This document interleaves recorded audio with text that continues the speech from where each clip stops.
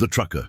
The highway stretched endlessly before him, a ribbon of asphalt cutting through the high desert like a scar on ancient skin. Thomas had been driving for 36 hours straight, his eyes burning with exhaustion, his hands cramped around the steering wheel of his 18-wheeler. The load he carried, agricultural equipment bound for the Northern Territories, was already 2 days late, and the penalty fees were mounting with each passing hour. He was 63 years old, though the mirror suggested someone much older. The years on the road had carved deep lines into his weathered face, had turned his hair from black to iron grey, had bent his spine into a permanent curve that echoed the arch of the highway itself. His clothes, stained with engine oil and road dust, hung loosely on his frame. He had lost weight over the past year, though he couldn't say exactly when or how. Food had become merely fuel, sleep a luxury he could rarely afford. The sun was setting behind him, painting the desert in shades of amber and rust, when he first noticed the car on the shoulder of the road. It was a modest sedan, its hood raised like a distress signal, steam rising from the engine in pale wisps that dissolved into the evening air. A woman stood beside it, one hand shading her eyes as she watched the sparse traffic pass by. In her other arm, she held a small child, perhaps 3 or 4 years old, whose head rested against her shoulder. Thomas had seen thousands of stranded motorists over his 40 years on the road. He had stopped to help many of them in his younger days, when time seemed more abundant and his faith in humanity less weathered by experience. But lately, he had learned to keep driving. There were schedules to meet, deadlines to honor, penalties to avoid. The world had become harder, more demanding, less forgiving of those who paused to offer assistance. Yet something made him slow down. Perhaps it was the way the evening light caught the woman's face, revealing an expression of quiet desperation that reminded him of his own daughter, whom he hadn't seen in 3 years. Perhaps it was the child, so small and vulnerable in the vast emptiness of the desert. Or perhaps it was simply that he was tired of driving, tired of schedules, tired of the endless forward momentum that had consumed his life like a slow-burning fire. He pulled the massive truck onto the shoulder, air brakes hissing like a sigh of relief, and climbed down from the cab. His knees protested, his back ached, but he walked toward the stranded car with a determination that surprised even himself. "Evening," he called out, keeping his distance so as not to frighten her. "Looks like you could use some help." The woman turned, and he saw the relief flood her features like sunrise breaking over dark water. She was younger than he had first thought, perhaps in her early 30s, with dark hair pulled back in a practical ponytail and eyes that carried the particular exhaustion of young motherhood. "Oh, thank God," she breathed. "I've been here for over an hour. My phone died and nobody stopped. I think it's the radiator. It just started overheating and then the engine died completely." Thomas approached the car and peered under the hood, his practiced eye quickly assessing the damage. A split radiator hose, easily fixed if he had the right materials. He walked back to his truck and rummaged through his toolbox, finding a roll of heavy-duty tape and a jug of water he kept for emergencies. "What's your name?" he asked as he worked, his hands moving with the muscle memory of decades spent fixing broken things on lonely roads. "Elena," she replied, "and this is Sophie." She shifted the child in her arms, and Thomas saw that the little girl was sleeping now, her face peaceful despite the circumstances. "Where are you headed, Elena?" "Phoenix. My mother's there. She's sick. Cancer." Her voice caught on the word, and Thomas heard in that single syllable the weight of 1,000 unspoken fears. "I'm supposed to be there by tomorrow morning for her surgery. I left San Diego this morning, but I got a late start, and then this happened." Thomas worked in silence for a few moments, wrapping the damaged hose with layer upon layer of tape. It wouldn't last forever, but it would get her to the next town, maybe even to Phoenix, if she drove carefully and stopped to let the engine cool periodically. "This'll hold," he said finally, straightening up with a wince that he tried to hide. But you'll need to watch your temperature gauge. If it starts to climb into the red, pull over immediately and let it cool down. And you'll want to keep your speed down, no more than 60, understand?" Elena nodded, tears beginning to streak down her face. "I don't know how to thank you. I was so scared. I kept thinking about my mother, about not making it in time, about Sophie being stuck out here in the dark." Thomas filled the radiator with water from his jug, then checked the oil level and tire pressure out of habit. When everything was as good as it could be under the circumstances, he closed the hood and turned back to Elena. "You got enough money for gas?" he asked quietly. She hesitated, and in that hesitation, Thomas read the truth. He reached into his wallet and pulled out 3 $20 bills, nearly all the cash he had left until his next payment cleared. He pressed them into her hand before she could protest. "No," she began. "I can't. For Sophie," he interrupted gently. "Make sure you stop and get something to eat. And if you need help along the way, there's a truck stop about 60 miles up the road. Ask for Big Mike. Tell him Thomas sent you. He'll make sure you're taken care of." Eleanor was crying openly now, clutching the money like a lifeline. "Why are you doing this? You don't even know us." Thomas was quiet for a long moment, watching the last light fade from the western sky. "Had a daughter once," he said finally. "She'd be about your age now. Haven't seen her in a long time. My choice, mostly.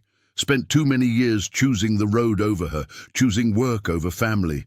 Figured maybe if I help you get to your mother in time, maybe somewhere in the universe, it balances out a little bit. Maybe it means something." He walked back to his truck before she could respond, before the emotion rising in his chest could spill over into words he wasn't ready to speak. As he climbed into the cab and started the engine, he saw Elena wave, saw her mouth "thank you" one more time, saw little Sophie wake up and wave her small hand in his direction. Thomas pulled back onto the highway, his load still late, his penalty fees still mounting. But something had shifted inside him. For the first time in years, the weight he carried felt a little lighter.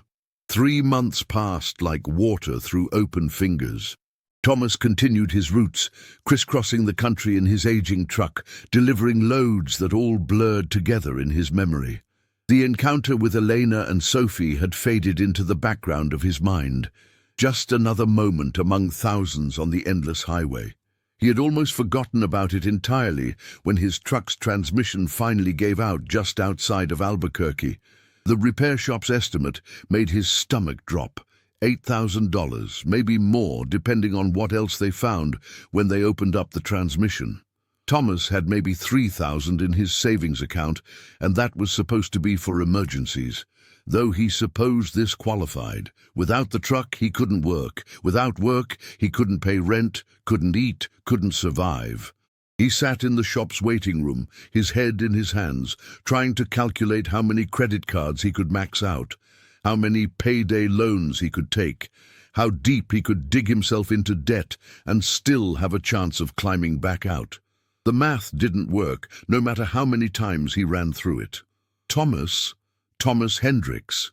He looked up to see a woman standing in the doorway, silhouetted against the afternoon sun. It took him a moment to recognize her. Elena, though she looked different now, healthier somehow, less desperate, wearing professional clothes and carrying a leather briefcase. "Elena," he said, standing up slowly. "What are you? How did you find me?" She smiled, and it transformed her entire face. "I work here. Well, I own here, actually. This is my shop." Thomas looked around in confusion, taking in the clean floors, the modern equipment, the certificates on the walls. "Your shop? But I thought you were going to see your mother." I did. Thanks to you, I made it in time." She sat down beside him, setting her briefcase on the floor. "The surgery went well. She's in remission now, doing great, actually. She'll be 2 years cancer-free next month."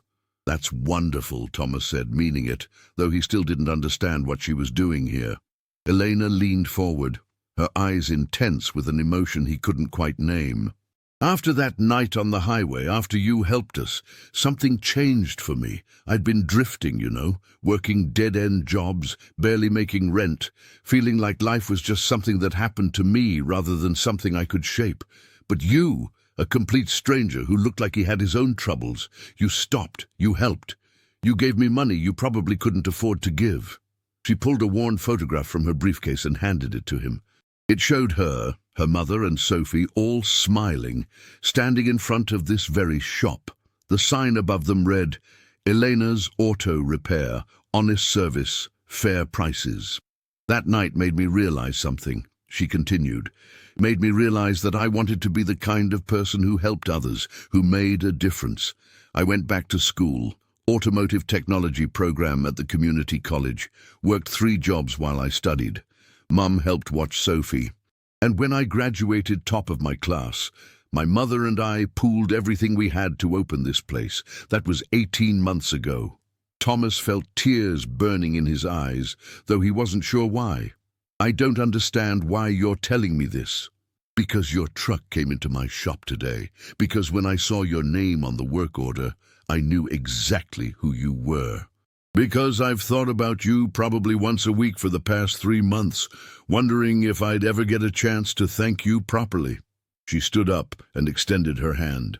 "Come on, let me show you something." In a daze, Thomas followed her out to the shop floor, where his truck sat elevated on a lift, its transmission exposed like the innards of some great mechanical beast. 3 mechanics were working on it, their movements efficient and practiced.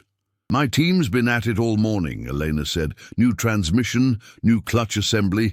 We're replacing the brake pads that were down to nothing, fixing that oil leak you've probably been ignoring. Should be done by tomorrow morning." Thomas felt the room tilt slightly.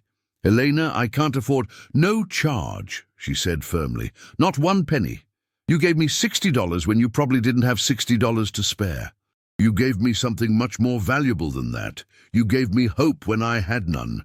You gave me an example of what it means to be decent, to be kind, to help someone even when it costs you something. But the parts alone must cost, are worth every cent if it means paying forward what you gave me." She put her hand on his arm, her grip surprisingly strong. "Thomas, do you know what you really gave me that night? You gave me the belief that I could be better than my circumstances, that I could build something meaningful, that one person's kindness could change everything. This shop, it's successful because I built it on that principle. Fair prices, honest work, and we help people who are stranded, who are desperate, who are at the end of their rope. We've fixed dozens of cars for free or at cost for people who couldn't afford repairs. And you know what? The universe pays it back. Word spreads. People come here because they know we care. Business is good."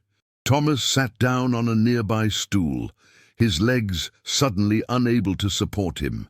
He thought about all the times he had driven past stranded motorists, all the times he had chosen efficiency over compassion, all the years he had spent focused solely on his own survival.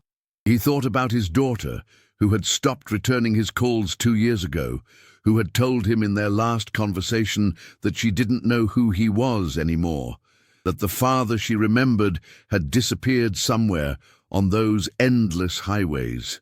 "I'm not a good person," he said quietly. "That night, stopping to help you, that wasn't normal for me. I don't know why I did it. I've driven past hundreds of people in trouble over the years." Elena crouched down in front of him, making him meet her eyes. "But you stopped that time. You stopped when it mattered. Maybe that's all any of us can do, be good when it counts, even if we can't be good all the time. And maybe by being good once in one moment, we start becoming better in all the other moments too." She stood up and pulled a business card from her pocket, writing something on the back before handing it to him. "That's my personal cell phone number. After your truck is fixed, I want you to come have dinner with my family. My mother wants to meet you. Sophie asks about the nice trucker who helped us. I know you said you haven't seen your daughter in a long time. Maybe it's time to change that. Maybe it's time to stop driving away from the things that matter." The dinner happened 3 weeks later, after Thomas had picked up his truck, after he had stared at Elena's business card for days, after he had finally found the courage to call his daughter for the first time in 3 years. The conversation with Melissa had been brief, awkward, filled with long silences and careful words, but she had agreed to meet him. She had agreed to give him a chance, though she couldn't promise more than that. The meeting was scheduled for the following month, in Seattle, where she lived with her husband and 2 children, grandchildren Thomas had never met. Elena's home was modest but warm, filled with the kind of comfortable clutter that spoke of real life being lived. Children's drawings on the refrigerator, books stacked on tables, a well-used guitar leaning against the wall. Her mother, Maria, greeted him at the door with a hug that felt like absolution, and Sophie ran up to him and grabbed his hand, chattering about her day at preschool with the unself-conscious joy of a child who had no reason to fear strangers. Over a meal of homemade enchiladas and rice, Thomas found himself talking in ways he hadn't in years. He told them about his early days as a trucker, about the romance he had once felt for the open road, about how that romance had slowly curdled into mere routine. He told them about his wife, who had died 15 years earlier, about how he had thrown himself into work because it was easier than feeling her absence. He told them about Melissa, about the graduations he had missed, the birthdays he had forgotten, the slow erosion of their relationship until it had crumbled entirely. "I told myself I was doing it for her," he said, pushing food around his plate. "Told myself I was working hard to provide for her, to give her opportunities I never had. But the truth is, I was running away from grief, from responsibility, from the difficulty of actually being present in my own life." Maria reached across the table and covered his hand with hers. "But you stopped running that night on the highway. You stopped for my daughter and granddaughter. That counts for something." "Does it?" Thomas asked, and he heard the raw doubt in his own voice. "One good act in 40 years of selfishness?" "One good act that changed everything," Elena interjected. "Thomas, you don't see it, but I do. That night was a turning point for me, and from what you've told us about calling your daughter, it sounds like it was a turning point for you too. Maybe we don't change all at once. Maybe we change in moments, in small decisions that end up meaning more than we realize at the time."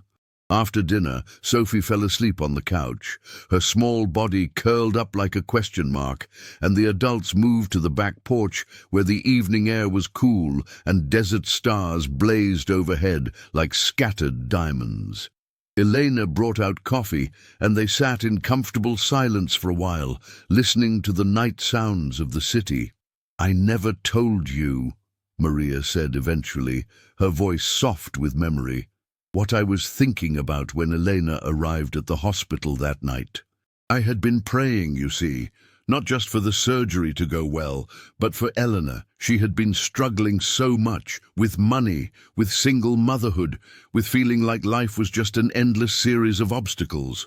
I had been praying that something would give her hope, would show her that the world wasn't as cold and hard as it seemed." She turned to look at Thomas, her eyes reflecting starlight. "And then she walked into my hospital room and told me about you. About how you had stopped, how you had fixed her car, how you had given her money and directions and kindness when she had almost given up. And I knew that prayers are answered in the most unexpected ways, through the most unexpected people." Thomas felt something crack open inside his chest.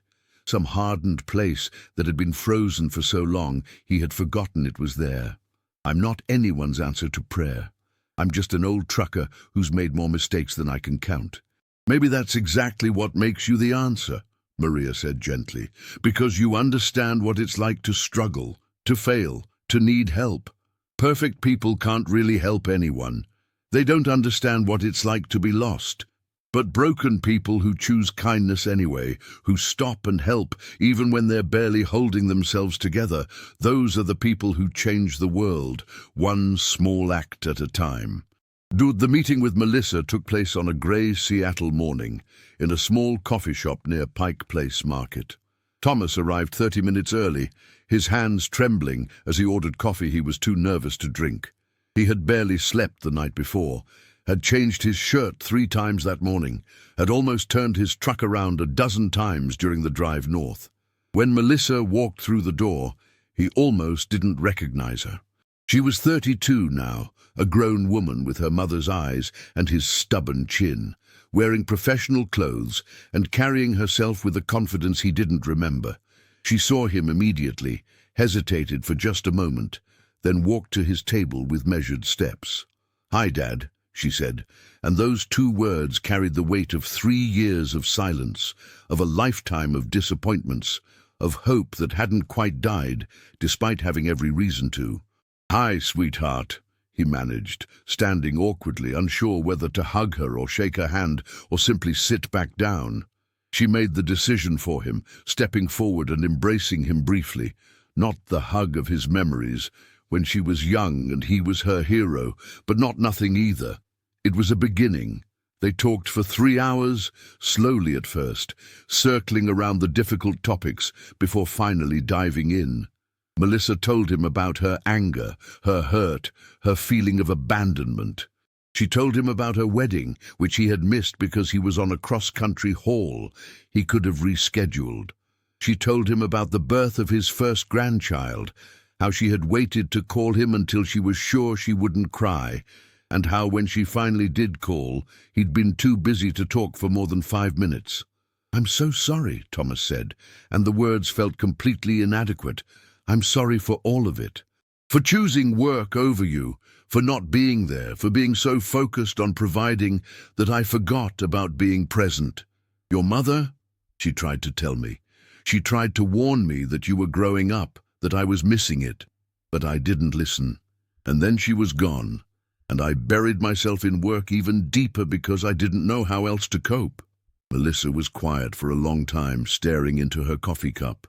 When she finally looked up, her eyes were wet, but her voice was steady. "Why now, Dad? Why reach out after 3 years? What changed?"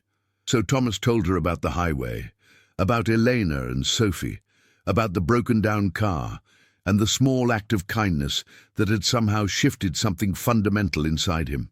He told her about Elena's shop, about the dinner with her family, about Maria's words concerning broken people and answered prayers. "It made me realize that I've been driving away from everything that matters for most of my life," he said, "and that if I kept driving, I'd end up at the end of my days with nothing but regrets and empty highways behind me. I don't know if I can be the father you deserve. I don't know if I can make up for all the years I wasted, but I want to try. If you'll let me, I want to try." Melissa reached across the table and took his weathered hand in her smoother one. "I have conditions," she said. "I need you to understand that trust isn't automatic, that you can't just show up and expect everything to be okay. You hurt me, Dad, deeply, and it's going to take time and work to heal that." "I understand," Thomas said. "I'll do whatever it takes. I need you to be present, not just physically here, but actually present. That means putting down your phone when we're talking. That means remembering birthdays and showing up when you say you will. That means being a grandfather to my children, not just a stranger who sends cards twice a year." "I can do that," Thomas said, and he meant it with every fiber of his being. "And I need you to be patient with me. Some days I'm going to be angry.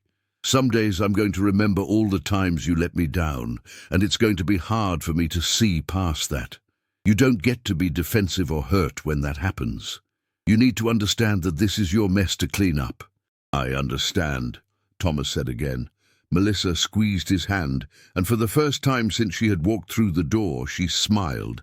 A small, tentative smile, but real. "Okay then, let's try this. But we're starting slow. Coffee once a month to start, phone calls once a week, and if you're going to be part of my kids' lives, you need to be reliable. They're 7 and 4, and they don't understand complicated adult reasons for why people disappear. If you're going to be their grandfather, you need to actually be their grandfather." "I will be," Thomas promised. "I swear to you, I will be." They talked for another hour, the conversation gradually becoming easier, more natural. Melissa showed him pictures of his grandchildren, Emma and Jack, their faces round with childhood, their smiles innocent and wide. She told him about her job as a teacher, about her husband David, who was an engineer, about their life in a small house in the suburbs with a garden Melissa was constantly trying to keep alive, despite her admitted lack of green thumb. When they finally parted ways, Melissa hugged him again, and this time it lasted a few seconds longer. "I'm glad you stopped for that woman on the highway," she said softly. "I'm glad you're trying to be better. Just don't give up on it, okay? Don't go back to who you were before." "I won't," Thomas said. "I promise I won't." 2 years passed, and they were perhaps the most transformative of Thomas's life. He cut back his hours, taking shorter routes and regional deliveries that allowed him to return home more frequently. The pay was less, but he discovered he needed less than he had thought. He moved into a smaller apartment, sold his second truck, started living within his means rather than constantly chasing the next paycheck. He called Melissa every Sunday evening, without fail. At first, the conversations were stilted, careful, both of them navigating the wounded landscape between them with tentative steps. But gradually, week by week, month by month, something began to heal. She started calling him outside of their scheduled times, just to share something funny Jack had said, or to ask his advice about a problem at work. He started sending the grandchildren postcards from every city he visited, filling them with stories and drawings that delighted the children and, he suspected, meant something to Melissa too. He visited Seattle once a month, planning his routes to ensure he had a full weekend in the city. He attended Emma's ballet recital, Jack's first t-ball game, birthdays and school plays, and family dinners that filled the hollow places inside him with something he had almost forgotten: joy, simple and uncomplicated. He kept in touch with Elena's family too. He stopped by the shop whenever his routes took him through Albuquerque, always greeted with warm hugs and updates on Sophie's progress in school. Elena's business continued to grow, and she had started a foundation that provided free automotive repairs for single mothers and low-income families. She asked Thomas to join the board of directors, and though he protested that he had no business expertise, she insisted that his perspective, the understanding of what it meant to struggle, to need help, was exactly what the foundation needed. It was at one of the foundation board meetings, 18 months after his first dinner with Elena's family, that Thomas met Robert. Robert was a corporate lawyer who had recently taken early retirement after his firm was acquired by a larger company. He was looking for meaningful ways to use his time and resources, and Elena had invited him to learn about the foundation's work. During the meeting, Thomas found himself seated next to Robert, and they struck up a conversation during a break. "I appreciate what this foundation does," Robert said, sipping his coffee. "The practical support is valuable, of course, but I think what really matters is the dignity you give people. The message that they're worth helping, that they matter." Thomas nodded, recognizing something in the other man's tone. A weariness, perhaps, or a searching for meaning that resonated with his own journey. "You sound like someone who's been thinking about these things." Robert smiled, though it didn't quite reach his eyes. "I spent 30 years building a career, accumulating money, climbing the corporate ladder. And now I'm 65. My wife passed away 5 years ago. My kids are grown and living their own lives, and I'm sitting in a house that's far too big and far too empty, wondering what any of it was for." "I know that feeling," Thomas said quietly. "Spent most of my life driving, always moving, thinking that if I just kept working hard enough, kept providing enough, it would all mean something. Took me way too long to realize that meaning doesn't come from what you accumulate. It comes from who you connect with, who you help, what you give away rather than what you keep." They talked for the rest of the meeting break, and then continued their conversation over dinner at a nearby restaurant. Robert told Thomas about his marriage, about how work had slowly consumed him until his relationship with his wife had become more about logistics than love. She had died of a sudden heart attack, and her death had shattered the comfortable illusions he had built around his life. I kept thinking I had more time, Robert said, his voice rough with emotion. Kept thinking we'd reconnect after I retired, that we'd travel and rediscover each other. But time doesn't care about our plans. And now I have all this time, and no one to share it with. Thomas shared his own story then, all of it, from the early days with his wife to her death, from his estrangement from Melissa to the night he stopped to help Elena on the highway.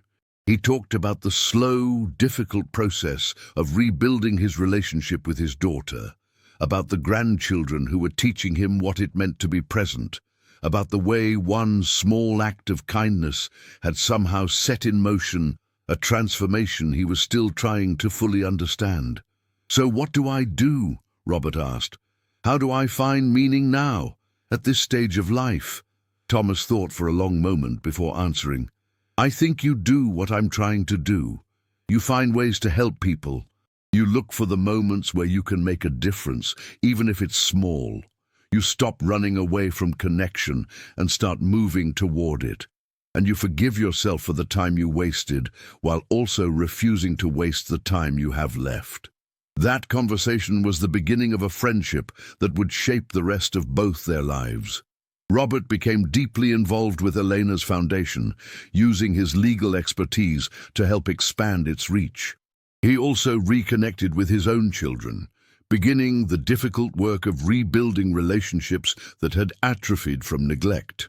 And he and Thomas became regular companions, two men navigating the territory of late-life transformation, supporting each other through the challenges and celebrating the small victories.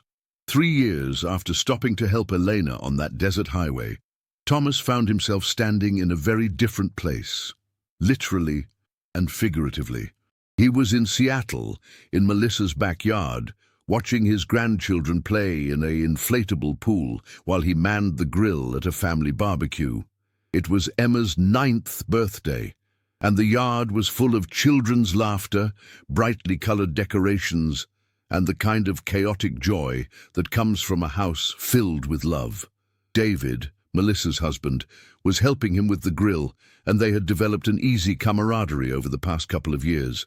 "You know," David said, flipping a burger, "when Melissa first told me you were coming back into her life, I was skeptical. Protective, you know. She'd been hurt by your absence, and I didn't want to see her hurt again." Thomas nodded, accepting the criticism as deserved. "I don't blame you for that. I wouldn't have trusted me either. But you've really shown up," David continued. "Not just physically, but in all the ways that matter. The kids adore you, and Melissa, she's happier. She didn't realize how much your absence was still weighing on her until you started being present, so thank you for that. Thank you for doing the work." Before Thomas could respond, Emma ran up to them, water dripping from her swimsuit, her face lit up with excitement. "Grandpa, Grandpa, will you tell us the story? The one about the lady and the broken car?" Thomas had told his grandchildren a simplified version of the encounter with Elena, framing it as a story about helping people in need. It had become one of their favorite tales, and they often asked him to repeat it.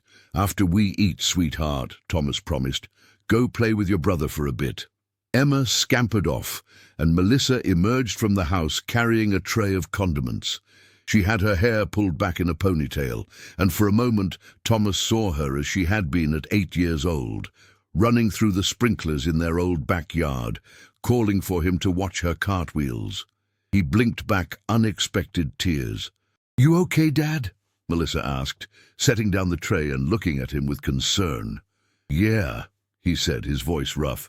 "Just thinking about how lucky I am, how close I came to missing all of this." Melissa moved closer and put her arm around his waist, leaning her head against his shoulder. "But you didn't miss it. You're here. That's what matters."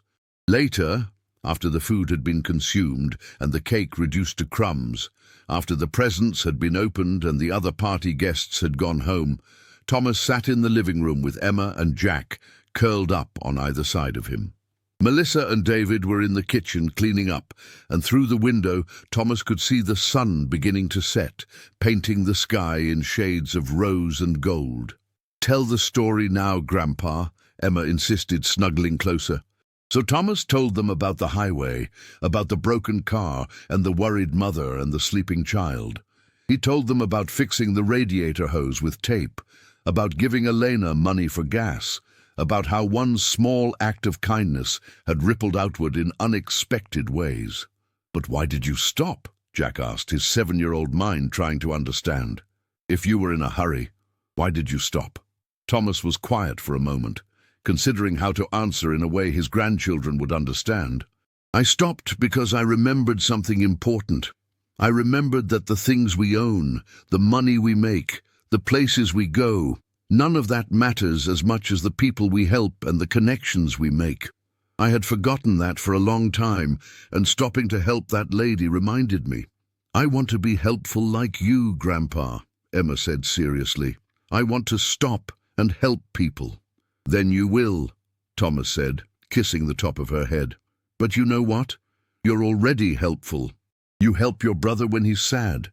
You help your mum and dad around the house. You help your friends at school. Helping doesn't always mean fixing cars on the highway. Sometimes it just means being kind, being present, being willing to see when someone needs something and offering what you can give." Jack was quiet for a moment, then said, "Mom says you weren't always around when she was little, that you were gone a lot." Thomas felt his heart clench. "That's true. I made mistakes when your mom was young. I thought work was more important than being with family, and I was wrong. But your mom gave me a chance to do better, to be better. And that's one of the most important things you can learn, that it's never too late to change, to apologize, to try to make things right. We're glad you're here now," Emma said simply, and the pure acceptance in her voice nearly undid him. 5 years after that night on the desert highway, Elena called Thomas with unexpected news. The foundation had grown beyond anyone's initial dreams, serving hundreds of families across 3 states. Corporate sponsors had taken notice, and a major automotive company wanted to do a feature story about their work for their national advertising campaign. "They want to interview you," Elena said. "They want to tell your story, about stopping to help us that night, about how it changed both our lives. I told them I'd have to ask you first. I know you're private and I don't want to pressure you, but Thomas, this could bring so much attention to the foundation. It could help us expand our reach, help even more people." Thomas's first instinct was to refuse. The idea of being on camera, of having his story told to millions of people, made him deeply uncomfortable. He was no hero, no inspiration, just an old trucker who had stopped once when he should have stopped countless times before. But then he thought about Eleanor and Sophie, about Maria's words concerning answered prayers and broken people who choose kindness.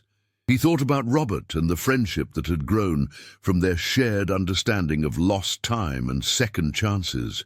He thought about Melissa and his grandchildren, about the life he almost missed because he was too busy driving away from everything that mattered. "Okay," he said finally. "If you think it'll help the foundation, then okay, I'll do it." The filming took place over several days. They interviewed Thomas at the foundation's office, at Elena's shop, and at the stretch of highway where he had first encountered the broken-down car. They spoke with Elena and Maria, with Robert and, with Thomas's permission, with Melissa and his grandchildren. The most difficult part was watching his daughter talk about their estrangement and reconciliation.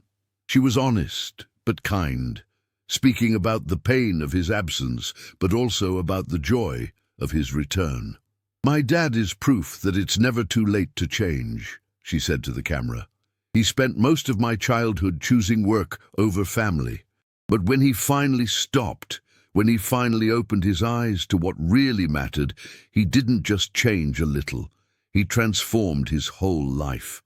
And that transformation started with one small act of kindness to a stranger on a highway." When the advertising campaign launched 6 months later, it exceeded everyone's expectations. The commercials aired during major sporting events and primetime television. The foundation's website was flooded with donations, volunteer applications, and messages from people sharing their own stories of roadside assistance and unexpected kindness. But more than the money or attention, what struck Thomas were the letters. Hundreds of them, then thousands, from people who had seen the commercials and felt compelled to reach out. Some were from people who had been helped by strangers in their own times of need. Others were from people inspired to start their own acts of service. Still others were from adult children who had watched the story and decided to reach out to estranged parents, or from parents reaching out to children they had lost touch with, all of them recognizing in Thomas's story echoes of their own lives and relationships. One letter in particular moved Thomas to tears. It was from a woman named Patricia who wrote, "I saw your story on television last night, and I couldn't stop crying. For 15 years I've been estranged from my son.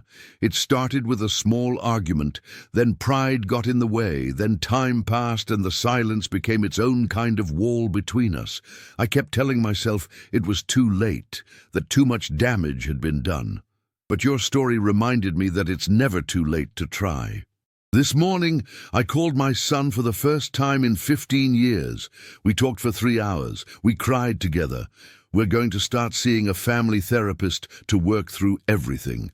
I don't know if we can rebuild what was lost, but we're going to try. And it's because of your story, because you had the courage to stop on that highway and then the courage to rebuild your own broken relationships. Thank you for showing me that redemption is possible. Lee." Thomas read that letter aloud to Elena, to Robert, to Melissa, his voice breaking multiple times. When he finished, they sat together in silence, each of them understanding in their own way the weight of those words. "You changed her life," Elena said softly, "just like you changed mine." "She changed her own life," Thomas corrected gently. "She made the choice to reach out, to try. I just reminded her that it was possible. Isn't that what we all need sometimes?" Robert mused. "Just a reminder that change is possible, that it's not too late, that one moment of kindness can shift everything."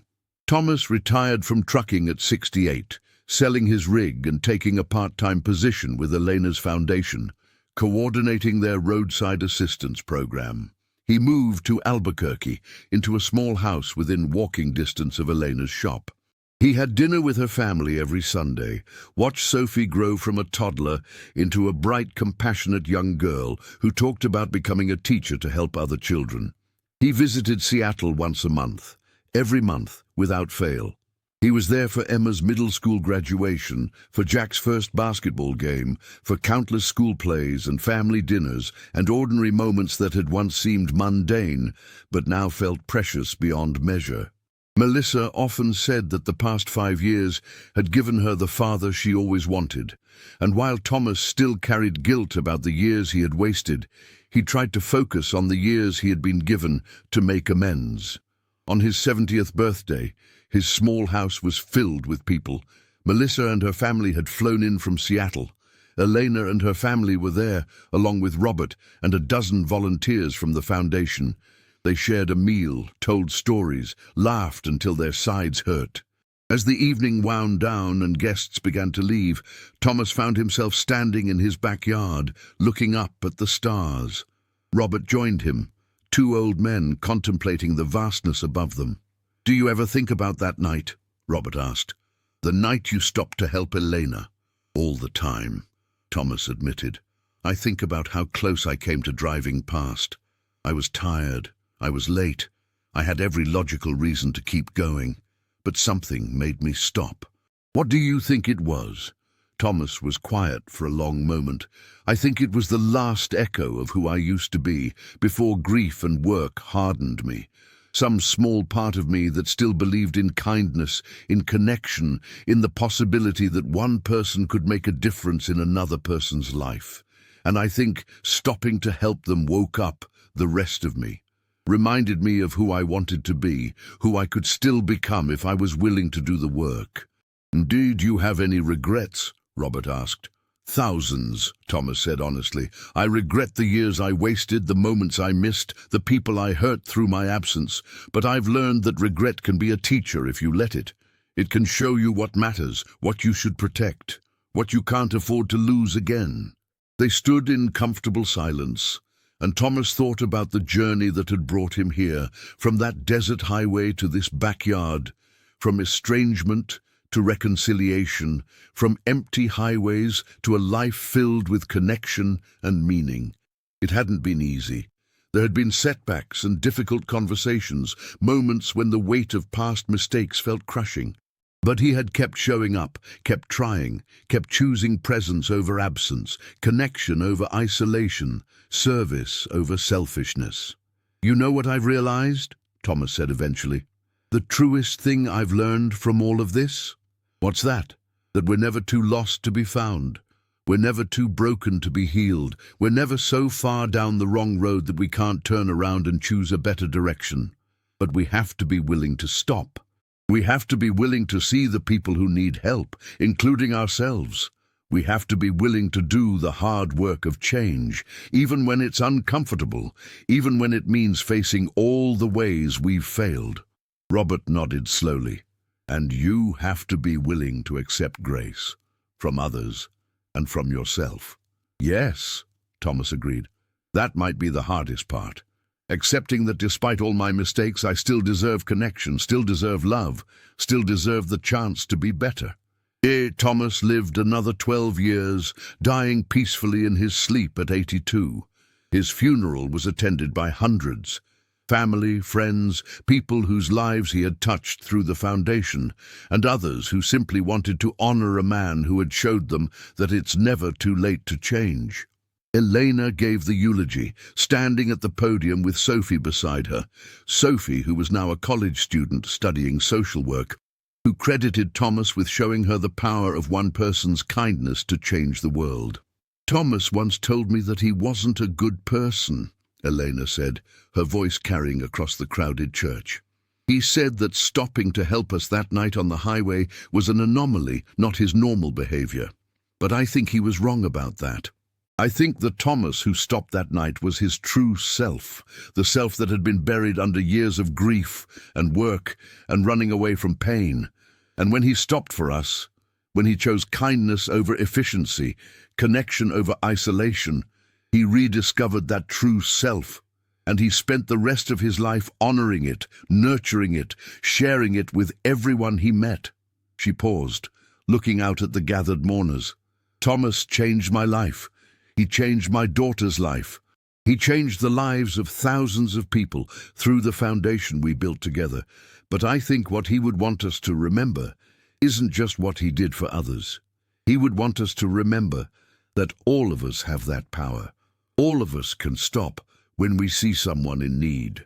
All of us can choose kindness, even when it's inconvenient. All of us can transform our own lives and the lives of others through small acts of compassion. Melissa spoke next, her voice steady despite her tears. She talked about reconciliation and redemption, about a father who had been absent and then found his way home, about the precious years they had shared after he stopped running away. She ended by reading a letter Thomas had written to her shortly before his death, a letter thanking her for giving him a second chance, for teaching him what it meant to truly be present, for showing him that love could be stronger than regret. After the service, as people gathered for a reception, stories circulated like prayers. The single mother whose car Thomas had repaired for free through the foundation, allowing her to keep her job and support her children. The young man Thomas had mentored, helping him find direction when he was lost and angry. The countless volunteers Thomas had inspired through his quiet example of service and dedication. And always, people returned to that night on the highway, the moment when everything changed, when one tired trucker made a choice that rippled outward in ways he could never have predicted. That choice to stop, to help, to connect. It had been the pebble that started an avalanche of transformation. Years later, long after Thomas was gone, the foundation continued to grow. Elena eventually handed leadership to Sophie, who brought fresh energy and vision while honoring the principles her mother and Thomas had established. The foundation expanded nationally, then internationally, always maintaining its core mission: to help people in need while treating them with dignity and respect, and to remind everyone involved that small acts of kindness can change everything. On the wall of the Foundation's main office hung a photograph of Thomas, weathered and smiling, standing beside his old truck. Beneath it was a plaque with words he had once spoken in an interview. "I spent most of my life driving away from what mattered. Then one night I stopped. That's all it took, just stopping, just paying attention to someone else's need instead of my own schedule, just choosing connection over efficiency. Everything else followed from that one choice." So if there's something I want people to remember, it's this: stop, pay attention, help when you can, because you never know when one small act of kindness might change everything for the person you help and for yourself. The highway where Thomas first encountered Elena and Sophie remained unchanged. The same desert landscape, the same endless ribbon of asphalt cutting through ancient terrain. But now, when travelers broke down on that stretch of road, they found themselves surrounded by kindness. The Foundation had established partnerships with local tow companies and repair shops, ensuring that no one was left stranded, that everyone was treated with care and respect. And sometimes, on certain evenings when the light fell just right across the desert, drivers would report seeing an old truck pulled onto the shoulder, an elderly man climbing down to help someone in need. These reports were always dismissed as tricks of light or imagination, but those who had known Thomas, who had been touched by his kindness, wondered if perhaps something of his spirit remained on that highway. A reminder that even in the vast emptiness of the desert, even on the loneliest roads, connection is possible, transformation is real, and it's never too late to stop running and start living. The story didn't end with Thomas's death. Stories like his never truly end. They live on in every person who chooses kindness over convenience. In every moment, someone stops to help a stranger. In every reconciliation between estranged family members, in every small act of compassion that ripples outward in unexpected ways. Thomas's grandchildren grew up hearing his story, and they told it to their own children, and each generation found in it the same essential truth: that we are all capable of transformation, that our worst mistakes don't have to define us, that one choice to stop and help can change everything. And so the highway remained, a place of transit and transformation where lonely travelers occasionally found unexpected grace, where the ordinary act of stopping could become the first step in a journey toward redemption. The desert winds still blew across that landscape, carrying with them the whispers of countless stories, countless lives touched by simple kindness, countless transformations begun in a single moment of choosing to stop. In the end, that was Thomas's true legacy, not a foundation or a viral story, or even the rebuilt relationships with his family, precious as those were. His true legacy was the reminder that each of us, in every moment, has the power to choose, to keep driving or to stop, to remain isolated or to connect, to stay lost in our own concerns or to reach out to others in theirs. And in that choice, in that moment of deciding to stop and pay attention and offer help, lies the possibility of everything changing. Not just for the person we help, but for ourselves. Because sometimes the person most in need of rescue is the one doing the rescuing, and sometimes the longest journey isn't measured in miles, but in the distance we travel from who we were to who we're meant to be. The highway continues, as highways do, carrying its endless stream of travelers, each with their own stories, their own struggles, their own chances to stop and help, to transform and be transformed. And somewhere in the vastness of it all, in the ordinary moments that become extraordinary through acts of simple kindness, the echo of Thomas's choice continues to resonate, reminding us all that it's never too late to stop running, never too late to come home, never too late to become the people we were always meant to be.